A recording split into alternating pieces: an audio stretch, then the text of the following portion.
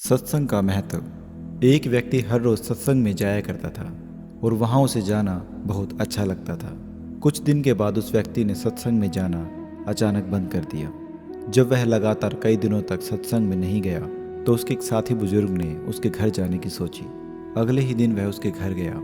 उस दिन बहुत सर्दी थी। बुजुर्ग को वह व्यक्ति दहकती अंगीठी के सामने बैठा मिला। वह घर में अकेला था। उसने घर आए मेहमान बुजुर्ग का स्वागत किया और उस व्यक्ति ने अंगीठी के सामने रखी एक बड़ी सी कुर्सी पर बैठने के लिए कहा और उनके कुछ बोलने की प्रतीक्षा करने लगा। मेहमान बुजुर्ग उस कुर्सी पर आराम से बैठ गया मगर बोला कुछ भी नहीं।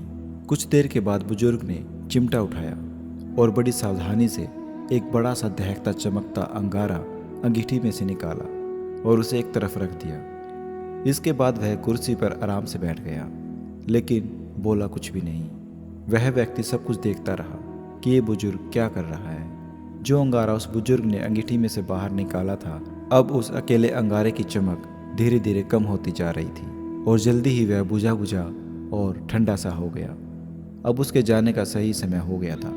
वह बिना कुछ बोले जाने लगा, लेकिन बुजुर्ग ने चलने से पहले वह ठंडा सा और बुझा सा कोयला उठाया और उसे वापस आग में फेंक दिया, जिससे वह तुरंत ही आसपास के जलते कोयलों के कारण रोशनी और गर्मी से फिर से दहकने लगा। वह व्यक्ति समझ गया कि ये बुजुर्ग मुझे क्या समझाना चाहते हैं। बुजुर्ग चलने के लिए जैसे ही उठा, वह मेजबान व्यक्ति बोला, आपके आने का बहुत बहुत धन्यवाद सर, विशेष रूप से इस अंगारे वाले उपदेश के लिए।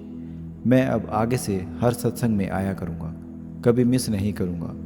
सत्संग परिवार से सदैव जुड़ा रहूँगा। मनुष्य जीवन का सार भगवत भक्ति है और भक्ति का मूल आधार सत्संग है। सत्संग सर्वोच्च चेतना प्रदान करता है। सत्संग जीवन को देखने का सही दृष्टिकोण प्रदान करता है। सत्संग ही मानव जीवन को सर्वोत्तम सद्गति प्रदान करता है। सत्संग का अभाव मतलब मोह और भ्रम का विस्तार करना है। सत्संग का स्थान जीवन के अन्य कार्यों के बाद एडजस्ट करने वाला विषय नहीं है, अपितु सत्संग को एक विशेष महत्वपूर्ण दर्जा प्राप्त है जिसके अनुसार अन्य कार्यों को एडजस्ट किया जाना चाहिए। इसलिए सत्संग से बढ़कर कुछ भी नहीं है।